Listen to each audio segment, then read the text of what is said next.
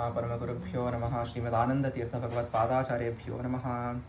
प्रह्लादाह्लादको मायि मत्तमातङ्गभेदकः लक्ष्म्यालिङ्गितवामाङ्गो हन्यान् विख्यानृकेसरी सुमुखौ सुन्दरतरौ सुनासौ सुखचित्तनु सुराधारितपादाब्जौ रमानारायणौस्तमः। प्रथमो हनुमान् नामा द्वितीयो भीम एव च पूर्णप्रज्ञस्थिति यस्तु भगवत्कार्यसाधकः। तपोविद्याविरक्त्यादिसद्गुणौ घाकरानहं वादिराजगुरून् वन्दे हयग्रीवदयाश्रयान् दुर्वादिध्वान्तरवये वैष्णवेन्दीवरेन्दवे श्रीराघवेन्द्रगुरवे नमोऽत्यन्तदयालवे। ಶ್ರೀಗುರುಭ್ಯೋ ನಮಃ.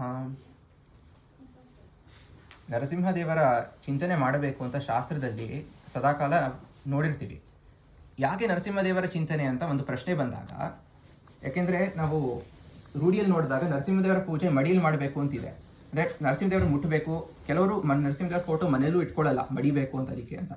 ಆದರೆ ಸ್ವಾರಸ್ಯ ನೋಡಿ, ನಮ್ಮ ಸ್ವರೂಪ ದೇಹ ಅಂದರೆ ನಾವು ಮೋಕ್ಷಕ್ಕೆ ಹೋದಾಗ ನಮ್ಮ ಲಿಂಗದೇಹ ಭಂಗ ಆಗುತ್ತೆ. ಆದರೆ ನಮ್ಮ ಸ್ವರೂಪ ದೇಹ ಎಂಬುವಂಥದ್ದು ಅದು ಮೋಕ್ಷಕ್ಕೆ ಹೋಗುವಂಥದ್ದು. ಅದರಲ್ಲಿ 80,725 ರೂಪದ ನರಸಿಂಹದೇವರೇ ಇದ್ದಾರೆ. ಅಂದರೆ ಪರಮಾತ್ಮನ ರೂಪ ಯಾವುದು ನಮ್ಮ ಅತ್ಯಂತ ಹತ್ತಿರದಲ್ಲಿರುವಂತಹ ರೂಪ ಅಂದರೆ ನರಸಿಂಹದೇವರೇ. ಆದ್ದರಿಂದ ಈ ನರಸಿಂಹದೇವರ ಸ್ಮರಣೆಯನ್ನು ಯಾಕೆ ಮಾಡಬೇಕು ಅಂತ ನಾವು ನೋಡ್ತಾ ಬಂದಾಗ ಶಾಸ್ತ್ರದಲ್ಲಿ ಬಹಳ ಕಡೆ ನರಸಿಂಹದೇವರ ಸ್ತುತಿ ಇದೆ. ಮುಖ್ಯವಾಗಿ ಇಲ್ಲಿ ವೇದದಲ್ಲಿ ನರಸಿಂಹದೇವರನ್ನ ಮನ್ಯು ಸೂಕ್ತದಲ್ಲಿ ನಾವು ನೋಡ್ತೀವಿ.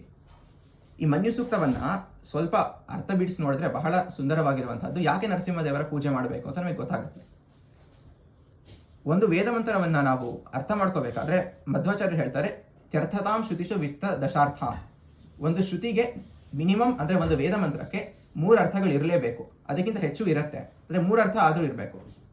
ಮೊದಲನೇ ಅರ್ಥ ನಾವು ನೋಡ್ತಾ ಬಂದಾಗ ಇದು ಸಯಾನ ಭಾಷೆ ಅಥವಾ ಬೇರೆ ಭಾಷೆಗಳಲ್ಲಿ ನೋಡ್ತಾ ಬಂದಾಗ ಮನ್ಯು ಸೂಕ್ತ ಅಂದರೆ ಕ್ರೋಧಾಭಿಮಾನಿ ದೇವತೆಗೆ ಒಂದು ಸ್ತುತಿ, ಅಥವಾ ಒಬ್ರು ಹಿಂದಿಯಲ್ಲಿ ವ್ಯಾಖ್ಯಾನವನ್ನು ಬರೆದಾಗ ಉತ್ಸಾಹದ ಅಭಿಮಾನಿ ದೇವತೆ ಒಂದಿದೆ, ಅದಕ್ಕೆ ಒಂದು ಸ್ತುತಿ, ಇದು ಮನ್ಯು ಸೂಕ್ತ ಅಂತ ಒಂದು ಅರ್ಥ ಮೇಲ್ನೋಟಕ್ಕೆ.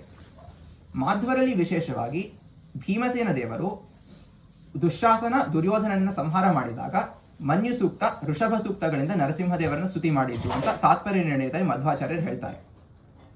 ಇದು ಕೆಲವರು ವಿರೋಧಿಸ್ತಾರೆ, ಯಾಕೆಂದ್ರೆ ಇದರ ಋಷಿಗಳು ಬ್ರಹ್ಮಸ್ಕಂದ ಹಾಗೂ ತಾಪಸ ಮನ್ಯುಗಳು ಅಂತ ವೇದದಲ್ಲಿ. ಆದರೆ ನಾವು ನೋಡ್ತಾ ಬಂದಾಗ ಬ್ರಹ್ಮಸ್ಕಂದ ಅಂದ್ರೆ ಬ್ರಹ್ಮ ಸ್ಕಂದ ಸ್ಕಂದಗತೌ ಅಂದ್ರೆ ಮುಂದೆ ಬರುವಂತಹ ವ್ಯಕ್ತಿಗೆ ಸ್ಕಂದ ಅಂತ. ಬ್ರಹ್ಮಸ್ಕಂದ ಅಂದ್ರೆ ಮುಂದೆ ಬ್ರಹ್ಮರಾಗುವಂತಹವರು ಅಂದ್ರೆ ಭೀಮಸೇನ ದೇವರು. ಮತ್ತೊಂದರ್ಥ ತಾಪಸ ಮನ್ಯು ಅಂದ್ರೆ ತಪಸ ಕುಲದಲ್ಲಿ ಬಂದಂತಹ ಮನ್ಯು ನಾಮಕ ಋಷಿಗಳು, ಅಥವಾ ತಾಪಸ ಅಂದ್ರೆ ತಪಸ್ವಿಗಳಾದಂತಹ ಮನ್ಯು ನಾಮಕ ಭೀಮಸೇನ ದೇವರು. ಅಥವಾ ಮತ್ತೊಂದರ್ಥ ತಪಸ ಅಂದ್ರೆ ಪರಮಾತ್ಮ ತಪ, ಅವನ ಪುತ್ರರು ಅಂದ್ರೆ ವಾಯುದೇವರು. ತಾಪಸ ಮನ್ಯುಗಳು ಅಂದ್ರೆ ವಿಶೇಷವಾಗಿ ಭೀಮಸೇನ ದೇವರು ಅಂತ ನಾವು ತಿಳಿಯತಕ್ಕಂತಹದ್ದು. ಇಂತಹ ಭೀಮಸೇನ ದೇವರನ್ನ ಏನೇ ಹೇಳ್ತಾರೆ ಅಂದ್ರೆ, ತಾವು ದುರ್ಯೋಧನನ್ನ ಸಂಹಾರ ಮಾಡಿದಾಗ ಮನ್ಯು ಸೂಕ್ತದಿಂದ ಸ್ತುತಿ ಮಾಡ್ತಾರೆ. ನಾವು ಮನ್ಯು ಸೂಕ್ತವನ್ನ ಇದೇ ರೀತಿಯಾಗಿ ವ್ಯಾಖ್ಯಾನ ಮಾಡಿದಾಗ ಮಹಾಭಾರತದ ಯುದ್ಧದ ಎಲ್ಲಾ ಘಟನೆಗಳು ಇದರಲ್ಲೇ ಬರುತ್ತೆ ಅಂತ ನಮಗೆ ಗೊತ್ತಾಗುತ್ತೆ. ಎರಡನೇ ಅರ್ಥ ಇದು. ಒಂದೇ ಒಂದು ರುಕ್ಕನ್ನು ನಾನು ಅನುವಾದ ಮಾಡ್ತೀನಿ, ಅದರಿಂದ ನೋಡ್ಕೋಬೋದು ನೀವು ಹೇಗೆ ಮಾಡ್ಕೋಬೋದಂದ್ರೆ ಅಂತ. 3ನೇ ರುಕ್ಕು, ಅಭೀಹಿ ಮನ್ಯೋ ತವ ಸಸ್ತವೀಯಾನ್ ತಪಾಸ ಯುಜಾ ವಿಜಾಹಿ ಶತ್ರುನ್ನ ಅಮಿತ್ರಃ ವೃತ್ರಃ ದಸ್ಯುಃ ಚ ವಿಶ್ವಾವಸೂನ್ಯಾಭಾರಾ ತ್ವಂ ನಃ. ಇಲ್ಲಿ ಭೀಮಸೇನ ದೇವ ಏನು ಹೇಳ್ತಿದ್ದಾರೆ ಅಂದ್ರೆ, ಅಭೀಹಿ ಮನ್ಯೋ, ಇಲ್ಲಿ ಬಾ, ಮನ್ಯು ನಾಮಕ ನರಸಿಂಹದೇವರೇ. ಮನ್ಯು ಅಂದ್ರೆ ಶಬ್ದಕ್ಕೆ ಕ್ರೋಧ ಅಂತ ವೇದದಲ್ಲಿ, ಅಥವಾ ಜ್ಞಾನ ರೂಪ ಆಗಿರುವಂತಹ ಪರಮಾತ್ಮ ಇಲ್ಲಿ ಬಾ. ಯಾಕೆ ಅಂದ್ರೆ ತಪಸಸ್ತವೀಯಾನ್ ಅಂದ್ರೆ ಯಾರು ಶೂರರಿರ್ತಾರೋ ಅವರಿಗಿಂತ ಒಂದು ಪಟ್ಟ ಶೂರ ನರಸಿಂಹದೇವರು. ಅಂದ್ರೆ ನೀವು ಯಾರು ಯುದ್ಧದಲ್ಲಿ ನನ್ನ ಎದುರಿಗೆ ಯಾರಿದ್ದಾರೋ ಅವರಿಗಿಂತ ನರಸಿಂಹದೇವರು ಒಂದು ಪಟ್ಟು ಉತ್ತಮ. ಆದ್ರಿಂದ ತಪಸಾ ಯುಜ, ನಿನ್ನ ಸಂತಾಪದಿಂದ ತಪಸ್ಸಿನಿಂದ ವಿಜಾಹಿ ಶತ್ರುನ್, ಎಲ್ಲ ಶತ್ರುಗಳನ್ನ ಸಂಹಾರ ಮಾಡು.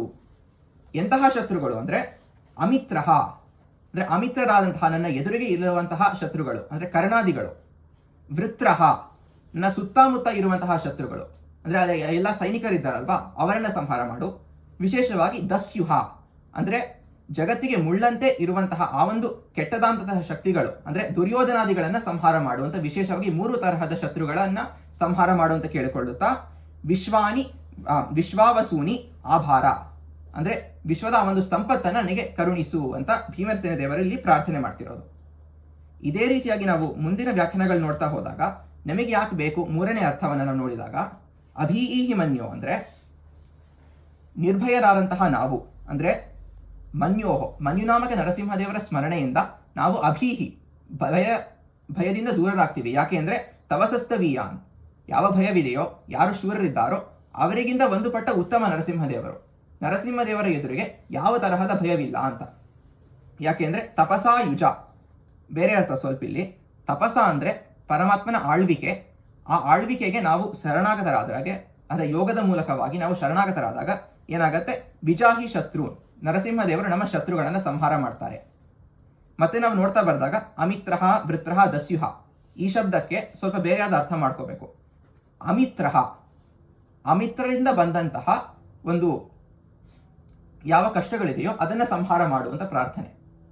ಅಮಿತ್ರರಂದ್ರೆ ನಮ್ಮ ಎದುರಿಗೆ ಯಾರಾದರೂ ಇರಬೇಕು, ಅಂದರೆ ನಮಗೆ ಯಾರು ಇಷ್ಟವಿಲ್ಲವೋ ಅವರು ಅಮಿತ್ರರು. ಅಂದರೆ ಬೇರೆ ಅವರಿಂದ ಬಂದಂತಹ ಒಂದು ತಾಪತ್ರಯ ಯಾವುದು ಅಂದರೆ ಇದು ಆದಿಭೌತಿಕ ತಾಪತ್ರಯಗಳು. ಆದಿಭೌತಿಕ ತಾಪತ್ರಯ ಅಂದರೆ ನಮ್ಮ ಸುತ್ತಮುತ್ತ, ಅಂದರೆ ಬೇರೆಯವರಿಂದ ಆದಂತಹ ತಾಪತ್ರಯಕ್ಕೆ ಆದಿಭೌತಿಕ ಅಂತ ಕರಿತೀವಿ. ಅದರಿಂದ ಅಮಿತ್ರಹ ಅಂದರೆ ಆದಿಭೌತಿಕ ತಾಪತ್ರಯವನ್ನು ನಾಶ ಮಾಡು ನರಸಿಂಹದೇವರೇ. ವೃತ್ರಹ, ಸುತ್ತಮುತ್ತಲಿರುವಂತಹ ತಾಪತ್ರಯವನ್ನು ಸಂಹಾರ ಮಾಡು. ಯಾಕೆಂದರೆ ವೃತ್ರ ಅಂದರೆ ಸುತ್ತ ಇರುವಂತಹದ್ದು, ಅಂದರೆ ನಮ್ಮ ಸುತ್ತ ಇರುವಂತಹದ್ದು. ನಮ್ಮ ಸ್ವರೂಪ ದೇಹದ ಸುತ್ತಮುತ್ತ ಇರುವಂತಹದ್ದು ಯಾವುದು? ಲಿಂಗ ದೇಹ, ಅದರ ಮೇಲೆ ನಮ್ಮ ಸ್ಥೂಲ ದೇಹ. ನಮ್ಮ ದೇಹ ಮನಸ್ಸಿನಿಂದ ಬಂದಂತಹ ಆ ಎಲ್ಲ ತಾಪತ್ರಯವನ್ನು ಕೂಡ ಸಂಹಾರ ಮಾಡು. ಅದರಿಂದ ಇದು ಆಧ್ಯಾತ್ಮಿಕ ತಾಪತ್ರಯಗಳು. ಈ ಆಧ್ಯಾತ್ಮಿಕ ತಾಪತ್ರಯಗಳನ್ನು ಕೂಡ ಸಂಹಾರ ಮಾಡು ಅಂತ ಕೇಳಿಕೊಳ್ಳುತ್ತಾ ಮುಂದೆ ದಸ್ಯುಹ ಅಂದರೆ ಒಂದರ್ಥ ದಸ್ಯು ಶಬ್ದಕ್ಕೆ ದೇವತೆಗಳಿಂದ ಬಂದಿರುವಂತಹ ಒಂದು ಯಾವುದಾದ್ರು ಆಕ್ಟ್ಸ್ ಆಫ್ ಗಾಡ್ ಅಂತ ಏನು ಕರಿತೀವಿ ಅಂತಹ ಒಂದು ಘಟನೆಗಳು, ಅಥವಾ ಅದಕ್ಕೆ ಕಾರಣವಾಗಿರುವಂತಹ ನಮ್ಮ ಪಾಪಕರ್ಮ ಅಂತ ನಾವು ತಗೋಬೇಕು. ಅದನ್ನು ಸಂಹಾರ ಮಾಡು ಅಂದರೆ ಆದಿದೇವಿಕ ತಾಪತ್ರಯ. ಅಂದರೆ ಆದಿದೇವಿಕ ಅಂದರೆ ದೇವತೆಗಳಿಂದ ಬಂದಂತಹ ಒಂದು ಯಾವುದಾದ್ರೂ ತಾಪತ್ರಯಗಳಿದ್ದಾಗ ಅದನ್ನು ಕೂಡ ನರಸಿಂಹದೇವರು ಸಂಹಾರ ಮಾಡ್ತಾರೆ. ಯಾಕೆಂದರೆ ತವಸಸ್ತವೀಯಾನ್, ಯಾರು ಉತ್ತಮರಿದ್ದಾರೋ ಅವರಿಗಿಂತ ಒಂದು ಪಟ್ಟ ಉತ್ತಮ ನಮ್ಮ ನರಸಿಂಹದೇವರು, ಸರ್ವೋತ್ತಮ. ಆದ್ದರಿಂದ ವಿಶ್ವ ವಸೂನಿ ಆಭಾರ ಅಂದರೆ ವಿಶ್ವದ ಸಂಪತ್ತು, ಅವನ ಸ್ಮರಣೆ ಅಥವಾ ಅವನ ದರ್ಶನ ಎಂಬುವಂತಹ ವಿಶೇಷವಾದ ಸಂಪತ್ತನ್ನು ಕರುಣಿಸು ಅಂತ ಇಲ್ಲಿ ಭೀಮಸೇನ ದೇವರು ಪ್ರಾರ್ಥನೆ ಮಾಡ್ಕೊಳ್ತಿರೋದು. ಸ್ವಾರಸ್ಯ ನೋಡಿ, ಇದನ್ನೇ ನಮ್ಮ ಜಗನ್ನಾಥದಾಸರು ಹರಿಕಥಾಮೃತಸಾರದಲ್ಲಿ ನೀಟಾಗಿ ಒಂದೇ ಪದ್ಯದಲ್ಲಿ ಕೊಟ್ಬಿಟ್ಟಿದ್ದಾರೆ. ಮತ್ತೆ ಚಿದ್ದೇಹದಳು 80,725 ನರಸಿಂಹ ರೂಪದಲ್ಲಿದ್ದು ಜೀವರಿಗೆ, ಅಂದರೆ ನಮ್ಮ ಚಿದ್ದೇಹದಲ್ಲಿ 80,725 ರೂಪದಲ್ಲಿ ನರಸಿಂಹದೇವರು ಇರ್ತಾರೆ. ನಿತ್ಯದಲ್ಲಿ ಹಗಲಿರುಳು ಬಪ್ಪ ಅಪಮೃತ್ಯುವಿಗೆ ತಾ ಮೃತ್ಯು ಎನಿಸುವ. ಅದೇ ರೀತಿ 3 ವಿಧ ತಾಪತ್ರಯಕ್ಕೆ ಅಪಮೃತ್ಯುವಿಗೆ ತಾ ಮೃತ್ಯು ಎನಿಸುವ, ಅಂದರೆ ಆ ಎಲ್ಲ ತಾಪತ್ರಯವನ್ನು ನಾಶ ಮಾಡಿ ಭೃತ್ಯವತ್ಸಲ ಭಯ ವಿನಾಶನ ಭಾಗ್ಯ ಸಂಪನ್ನ ಅಂತ ಅದೇ ಶಬ್ದ ಬಂತು. ಭಾಗ್ಯ ಸಂಪನ್ನ ಅಂದರೆ ಪರಮಾತ್ಮನಲ್ಲೂ ಭಾಗ್ಯವಿದೆ, ಆದರೆ ವಿಶೇಷವಾಗಿ ನಮಗೆ ಭಾಗ್ಯವನ್ನು ಕರುಣಿಸ್ತಾನೆ. ತನ್ನ ನಾಮ ಸ್ಮರಣೆ ಅಥವಾ ತನ್ನ ದರ್ಶನ ಎಂಬುವಂತಹ ಭಾಗ್ಯವನ್ನು ಕರುಣಿಸ್ತಾನೆ. ಇದೇ ರೀತಿಯಾಗಿ ಕೂಡ ನಮ್ಮ ಪುರಂದರದಾಸರು ನರಸಿಂಹ ಮಂತ್ರ ಹೊಂದಿರಲು ಸಾಕು ದುರಿತ ಕೋಟಿಯ ತರಿದು ಭಾಗ್ಯವನ್ನು ಕೊಡುವ ಅಂತ. ಅದರಿಂದ ಜ್ಞಾನಿಗಳು ನರಸಿಂಹದೇವರನ್ನು ಸ್ತುತಿ ಮಾಡಿದಾಗ 2 ವಿಶೇಷವಾದ ಅಂಶಗಳನ್ನು ತಗೋತಾರೆ. ಒಂದು, ದುರಿತವನ್ನು ತರೆದು ಅಂದರೆ ನಮ್ಮ ತ್ರಿವಿಧ ತಾಪತ್ರಯವನ್ನು ನಾಶ ಮಾಡಿ ಭಾಗ್ಯವನ್ನು ಕೊಡುವ, ತನ್ನ ದರ್ಶನ ಎಂಬುವಂತಹ ಭಾಗ್ಯವನ್ನು ಕೊಡ್ತಾನೆ. ಆದ್ದರಿಂದಲೇ ಶಾಸ್ತ್ರದಲ್ಲೂ ಕೂಡ ನಾವು ದೇವ ಪೂಜೆ ಮಾಡಿದಾಗ ನರಸಿಂಹದೇವನ ಆಕಾರವನ್ನು ಚಿಂತಿಸಿಕೊಂಡು ನಾವು ಬಿಂಬಾವನೆ ಎಲ್ಲ ಮಾಡ್ತೀವಿ. ಯಾಕೆಂದರೆ ನಮ್ಮ ಬಿಂಬನ ಆಕಾರ ಗೊತ್ತಿಲ್ಲ ಅಂದರೆ ನರಸಿಂಹದೇವರನ್ನು ಸ್ತುತಿ ಮಾಡಬೇಕು. ನಮ್ಮ ಅತ್ಯಂತ ಹತ್ತಿರದಲ್ಲಿರುವಂತಹ ನಮ್ಮ ಒಳಗೆ ಇರುವಂತಹ ವಿಶೇಷವಾದ ಆ ನರಸಿಂಹದೇವರ ಸ್ಮರಣೆ ಯಾಕೆ ಬೇಕು ಅಂದರೆ ತ್ರಿವಿಧ ತಾಪತ್ರಯವನ್ನು ನಾಶ ಮಾಡಿ ತನ್ನ ದರ್ಶನ ಎಂಬುವಂತಹ ಒಂದು ಭಾಗ್ಯವನ್ನು ಕರುಣಿಸ್ತಾನೆ ಎಂಬುವಂಥದ್ದು ಮಾತು ನಾವು ತಿಳಿದುಕೊಳ್ಳಬಹುದು. ವಿಶೇಷವಾಗಿ ಭೀಮಸೇನ ದೇವರು ಮಾಡಿದಂತಹ ಸ್ತುತಿ, ಆ ಭೀಮಸೇನ ದೇವರ ಒಂದು ಪೂಜೆ ನಾವು ವಿಶೇಷವಾಗಿ ಮಾಡಿದ್ದೇವೆ. ಅದೇ ರೀತಿಯಾಗಿ ಮನುಸೂಕ್ತವನ್ನು ಹೇಳಿದ್ದೇವೆ. ಇದರಿಂದ ಹರಿವಾಯುಗುರುಗಳು ಸಂತುತರಾಗಲಿ ಅಂತ ನಾವು ಹೇಳುತ್ತಾ 2 ಮಾತನ್ನು ಮುಗಿಸ್ತಿದ್ದೇನೆ. ಶ್ರೀಕೃಷ್ಣ ನಮಸ್ಕಾರ.